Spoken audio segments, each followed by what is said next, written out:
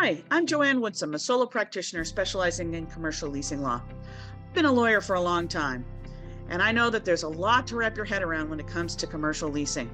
The goal of my podcast, the Commercial Leasing Diva podcast, is to make your lives as commercial leasing professionals easier and more fun. In the podcast, I speak to other commercial leasing professionals who share their expertise so that we can all improve our commercial leasing game and better serve our clients.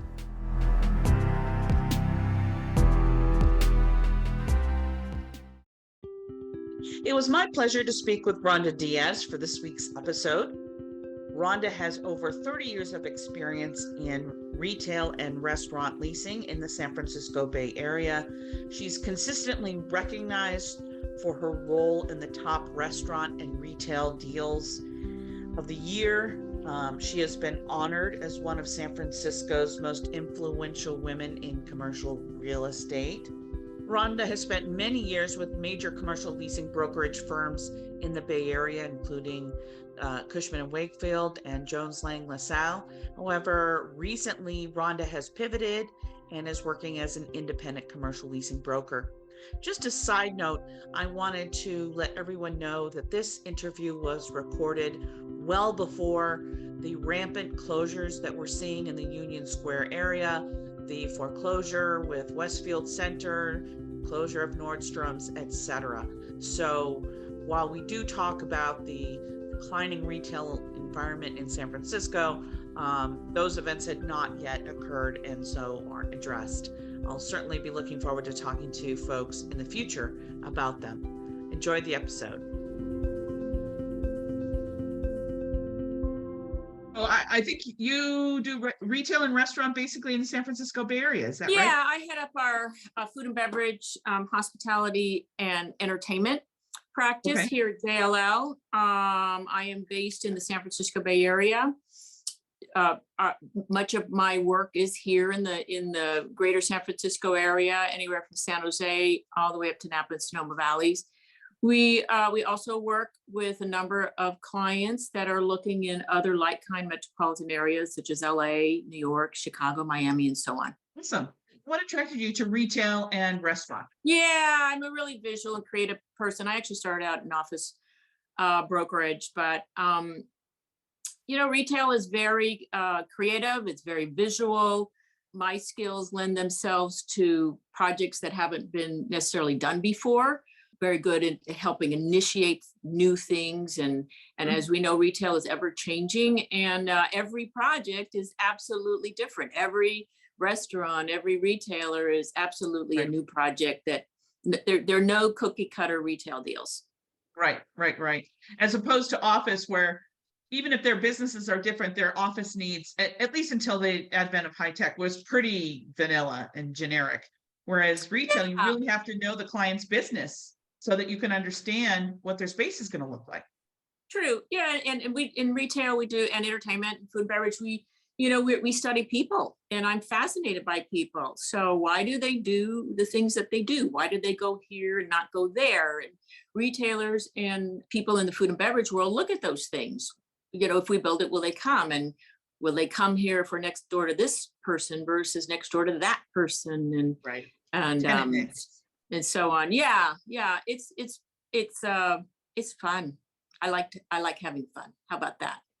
So to segue to a non-fun topic, obviously retail and restaurant was very hard hit by the pandemic.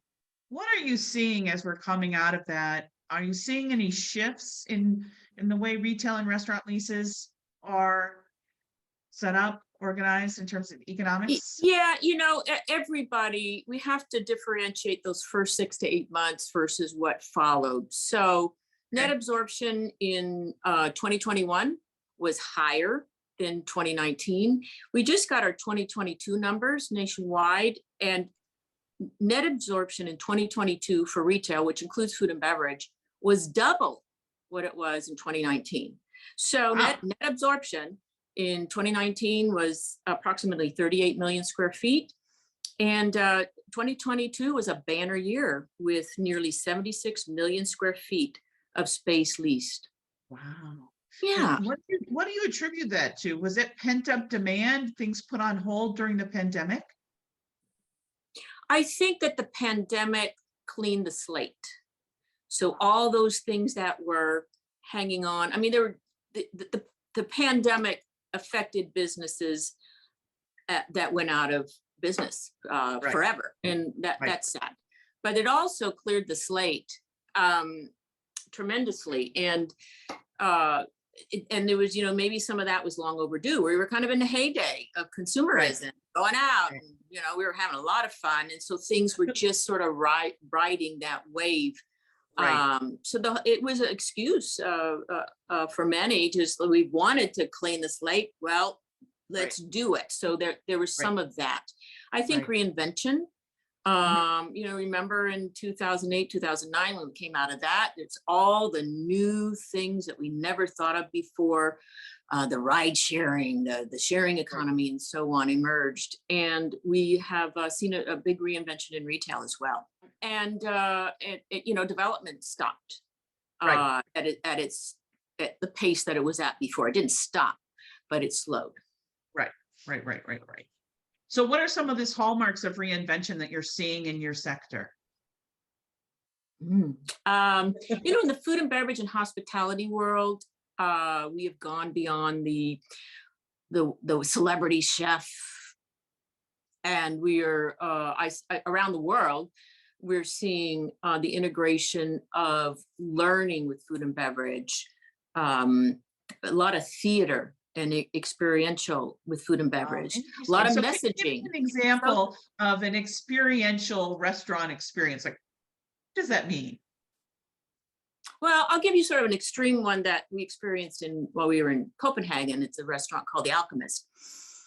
And it's got a waiting list. It's very long and it's very expensive to go there. But in addition to your meal, you are presented with a 3D virtual dome and a big movie screen. And there is social messaging about food and our environment, and what can we do to contribute?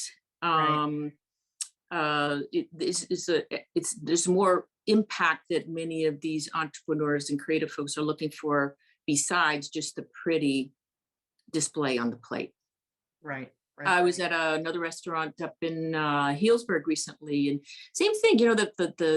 The chef at Cyrus was just so approachable, and the kitchen was on theater. Right. So this is like an open kitchen concept where you're really way beyond that. It's a new way. Extreme version of that. Yeah. Right. And then just much more approachable, not so intimidating and hidden in the vault. So that's one thing. And, we could translate that to retail as well, where it's the messaging about their impact in diversity inclusion and their social awareness, and where does the sourcing come from, in addition to the beautiful merchandising and design that goes into their stores. Right. I mean, you see that now, right? Even in red carpet, where people are talking about sustainable fashion, re-wearing, reusing, recutting existing designs, as opposed to everything has to be fresh off the rack. All of them are into this space. Right. Interesting. And so you mentioned social media. It seems in retail and restaurants, social media has just become, I know back in the day when I started, when the dinosaurs were roaming the earth, social media, we didn't have it, you've never heard of it. But now it seems like it has to be a cornerstone of any of these types of businesses. I can't really speak to their social media strategy.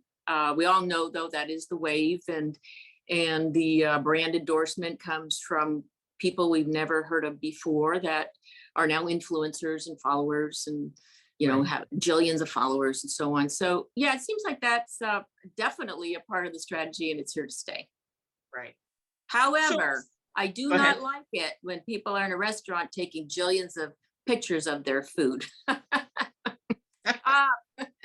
I mean, you have to wonder sometimes how much are you having an experience as opposed to just photographing your life and not paying attention to the experience. You're going there for the experience it. Right. Exactly. Yeah. So in this series of talking to brokers, I've been talking a lot about letters of intent. So for a restaurant letter of intent in particular, what would you say are the top 3 items going into that negotiation that you're particularly concerned about? Well, there's the terms, the economic terms. There's the who does what, and then there's the timing. Right. Right. So in terms of restaurants, that tends to be a very capital intensive endeavor. So but at the same time, we know restaurants have a very high failure rate. Like is it like 50% of restaurants fail in their first year, something like that? I don't know what the recent number is, and that has been around for decades. Okay. However, Maybe they have been, this is no new news. They have been the anchor, the junior anchor of projects for many years. They are the draw. They are the foot traffic driver. They are the branding of a project, whether it's a traditional center or a hotel or a mixed use project, a residential project, or an office building. They brand it. They're very important. If they're a standalone, the economics tend to work a little bit different than if they are part of a bigger project, because of the contribution from a landlord may be more generous if there are other attributes and advantages that a particular operator or concept brings to a project. Right. So are restaurants at the letter of intent stage, do they tend to focus on exit strategies? So something like, if I don't reach a certain gross sales threshold within X period of time, I would have a termination right? Or do you not really see that? No, I don't see that a lot. We see some of it, and it works both ways. Some landlords also try to include that. If we're investing a lot of money here, and it's based on we have some base rent, but primarily we're counting on a level of confidence of your percentage rents. So, and if we don't get into those percentage rents, then maybe we need to think of alternatives. But it is not really the focus, the primary focus of most letters of intent. Developers and restaurateurs are eternally optimistic. It's just amazing. It is a lot of work. Right. And there's still high demand in both arenas. Right. Exactly. Are you seeing, especially in San Francisco, which was particularly hard hit by the pandemic, any type of concession with regard to if there's a future lockdown because of COVID or for some other reason, that the tenant would get some sort of a break on rent? I am not seeing a lot of that in either retail or food and beverage. It is still an item, but it is not one that in my transactions where people are spending a lot of energy on. This to me is one of the most fascinating aspects of the pandemic, because I had predicted totally wrongly this would be something that would become a provision that we would be negotiating all the time. And this would just be a new thing in letters of intent and leases that you would have to give them a break. And you are saying what I'm hearing most people say, which is, even though it's clear that the restaurant retail will take a hit if there's a lockdown, that landlords are not giving any concessions really in that regard. Yeah, the one clause that we are seeing, there are continuing operation clauses, and in some loans, there are an operator is in default if they close, and if the municipality demands that you close, and that triggers default, that's you're it seems there should be a carve out for government mandated shutdowns. Yeah, so we will see some a redefinition of closing, and it leading to being defined as a default. Right, exactly. So when you're reviewing letters of intent and helping your clients look at letters of intent, what are some of the big mistakes you see people making that you're like, oh, I think you should think about that. Maybe we should go back with something else? Most people are more aware of the timing that it takes to open a store or open a restaurant or a theater. Right. And even their best predictions tend to get extended Right. for one, for just one reason or another. And the other, I would say, are other things that are out of folks' control are construction costs. So Right. you do your best to estimate what you think this will take to build out. The deal lingers on through the lease negotiations. And then, 6 months later, construction costs have gone up 30%. And Right. so we experienced a little bit too much of that last year, I would say. Yes. And Yes. so what to pay it that they don't pay attention to, it's just that there are a lot of moving parts, and many of them change within a matter of months Mhm. that are beyond anybody's control. So what happens in that scenario?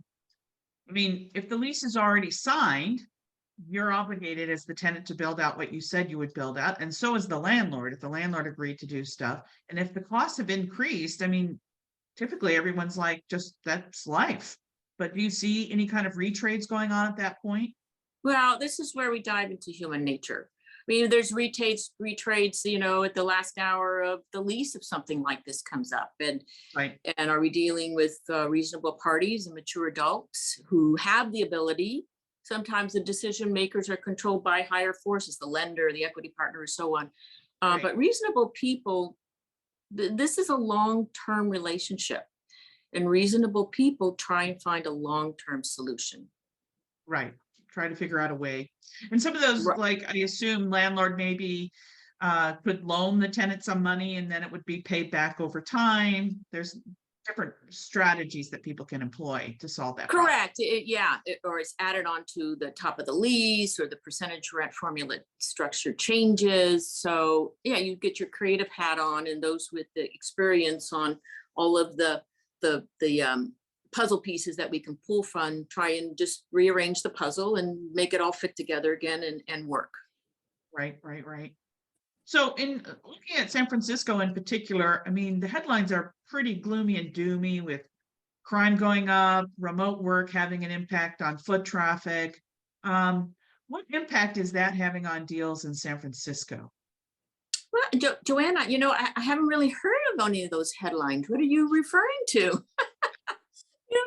People have heard these headlines all over the world. It's amazing. Yeah. And I feel like San Francisco is a, just kind of one city that the headlines like to pick on. So I do Okay. think that is out there. Okay. But it's a high profile city, and people are interested in what's going on here. So San Francisco is one of the vital dots on the map for retailers that want to plant a flag in urban markets. So, Okay. we're still getting deals done here. It has Yeah. slowed, and our return to office has had an impact, especially on those financial district restaurateurs and those that are dependent on walk-by traffic, the smaller sandwich shops and so on. Right. But then, this is always has been a city of reinvention and creativity and entrepreneurship. So there's some new things that'll be announced that are getting worked out. Oh, that's very good. I mean, I know that, the mayor's office and other entities within the San Francisco government has been working really hard to strategize and to figure out how to solve some of these problems. Yeah. It's if we keep trying, we'll get there. Right. I don't have the answer for you today. I don't think anybody has the answer. So I like to close out by asking, some of the people watching this will be new brokers. What would you say to them in terms of getting started particularly in retail and restaurant? Like, what are some of your top tips about, if you're a broker, how to break into this area? And one of the things that I think I always say to people is, you really need to understand your clients. So one of the great things for me about retail and restaurant is I'm a connoisseur, a consumer of those things. And so that's a little bit easier. If I would say you have to have a real passion for it, and which obviously you do. But what are some of your tips to new brokers trying to get into this area? Well, I agree with you, and that's exactly where I go is with my advice is to learn to be a master of many things, be a master of one. So pick one.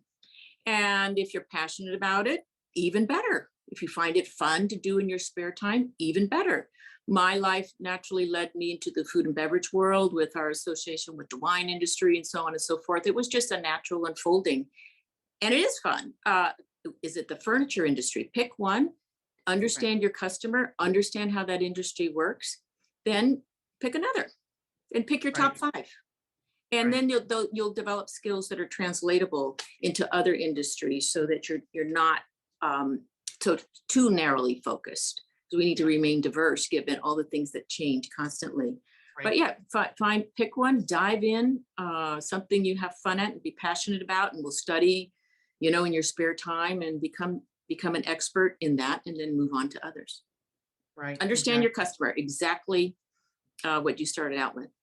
Yeah. And I think that, one of the things that people may not appreciate is you have to understand a lot about your customer. How do they use the space? How will they build out the space? How long does it typically how much experience do they have? Is this their 100th restaurant? Is this their first restaurant?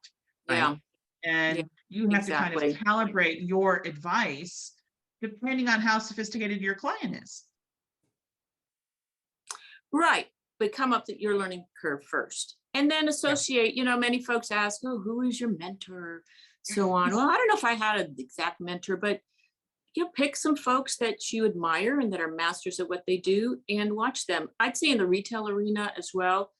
Retail is about people and sociology, and it's fascinating. So watch people and try and understand, why did they do what they do, and why do they go there versus over here. And then the really fun part is then you start to see and anticipate trends. Right. Yeah, I remember when I went to ICSC several years ago, and they were just perfecting the technology where, they are tracking the consumers by their cell phones. Oh, they went into the Gap, and then they went to the food court. Then they went to the Lululemon store. They collect massive amounts of data to figure all this out. And of course, you think you're in a mall, no one's paying attention to you, you're just floating around doing whatever. These patterns emerge. Right. And we have so much technology out there to back us up, and really to back up what some of us kind of sense intuitively. But when we do those studies, and we do a lot of them for retailers and restaurants and entertainment folks and developers, and a lot of it does back up what we watch by observing and sensing and just our experience. But then there's always the surprise, the void that we didn't catch.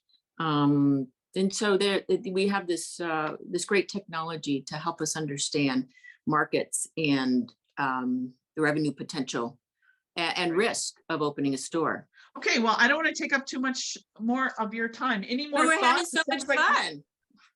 It sounds like you're very excited about the future, that you feel like San Francisco's turning around. Retail and restaurant sounds like they're doing great, despite we see a lot of gloomy headlines about retail and restaurant. But what I'm hearing you say is that's not based on reality. Well, that's what sells the news. That's what sells, are these gloomy headlines. But retail net absorption was the highest in 5 years. And I don't think that that's hitting the headlines. I believe in the spirit of entrepreneurship and rejuvenation and reinvention, and we are coming out of the pandemic, and that's exactly what we're seeing. We said we have a war, of rising interest rates. There's still a lot of uncertainty out there, but I do believe in the human spirit, and retail and hospitality really is a translation of that. Well, I think one, in a sense, positive thought of the pandemic was that people just are dying to be social, right? They're dying to go to restaurants. They're dying to go shopping in a real store. Whereas before it seemed the trend was like online, and there's obviously that's continuing, but there's just this pent up demand to just be social and just be with other people. Well, the top retail categories of all the retail categories in 2022, the top retail category for opening was restaurants, in particular QSRs. And then behind that was entertainment. Lots of great new entertainment concepts, integrating technology and virtual reality and what we mentioned before, a restaurant that now includes a theater experience or an educational experience along with the food. Right. Food halls Oh, continue to flourish in urban areas. It's not so right. well in suburban and financial districts, but they really were pretty resilient through the pandemic. And what's emerging, the food hall was still a relatively young, although they've been in Europe for hundreds of years, Right. I guess. Exactly. But they were kind of new here, and they're still evolving. Some people don't even want to call them a food hall anymore, but they were Like the ferry building in San Francisco. I mean, it's evolving. food hall seems like a yeah, very lowbrow name for what you get in the ferry building. I mean, in terms of the quality of fresh produce and the bakeries and the restaurants, and just amazing. Yeah, we haven't stopped eating. We haven't stopped wanting to be around each other and socialize and people watch, and feel like we're part of a community. Well, we have, they just launched in Reno, where I live, Reno Public Market. And it is sort of a combination of food hall, entertainment space, but also kind of like sports bar, because there's very big screens. Like, so for the Super Bowl, they had a big party where you can come and watch. But, one of the ways they're trying to get people in is Thursday, Friday, and Saturday evenings, happy hour time, they'll have a live DJ, and they've got a stage set up in the middle of this food hall where people can, go hear live music or dance and, get their beats from the various vendors. And then they have artisanal, kiosks kind of where people are selling art and other artisanal products. And so I'm very interested to see, and it's in a strip, yes, because there's like a CVS, a Sprouts. I mean, so this was a rejiggering of like an old fashioned strip center, and they're trying to sort of raise the quality of the tenants. And so we'll see it. The few times I've been, it's been very popular. It's fun, isn't it? Yeah, the movie, the theater and music venues in particular were up. Foot traffic was up 52% last year. And Wow. Theaters have really reinvented themselves. This is not just about movies. This is about events. This is about corporate events. This is about watching the Tour de France and the soccer games in real time, even if it's at, some godly hour of the morning. Film noir and old theater and film study and all this kind of fun stuff for ongoing learning and studying history and so on. So they're just, and plus they were integrating the food before the pandemic, and they're doing that even more. The other thing I'll leave you with is that the retail transactions in 2022 exceeded our 2019 levels by almost double. And in 2019, most think was a really stellar year, and that we also see retailers continuing to go to smaller footprints. And that's what we predict to continue through 2023. Yeah. I'm seeing that too. Absolutely. Well, thank you so much, Rhonda. I'm glad we finally connected. And as always, I value your experience and insight into this sector, which, between us is my favorite. Well, we'll have to go out and grab a dinner sometime, Joanne. When 80 is close with a blizzard and I can get over the pass again. Well, it's always a great pleasure to connect with you. And I really admire the work you're doing and this new thing that you're launching. I wish you a lot of luck. Thanks. Yeah. Thanks. I appreciate it. All right. Thanks a lot. Thanks. Have a great day. Bye. I'm Joanne Woodsum. Thanks for listening to the Commercial Leasing Diva podcast. If you enjoyed this episode and you'd like to help support the podcast, please share it with others, post about it on social media, rate and review us, like and subscribe. You know the drill. The podcast is produced and edited by Matthew Salanoa. The Commercial Leasing Diva podcast is sponsored in part by Commercial Leasing Law Seminars. If you want to learn more about commercial leasing, and why wouldn't you, please check out my e-courses by visiting my website, www.jleasinglaw.com. And right now we have 3 courses, 2 on the dreaded AIR lease form and drafting the addendum, and then a 5-week course on commercial leasing basics, which takes a deep dive into letters of intent for commercial leases. Hope to see you in one of the classes. Thank you so much again, and we'll see you next time.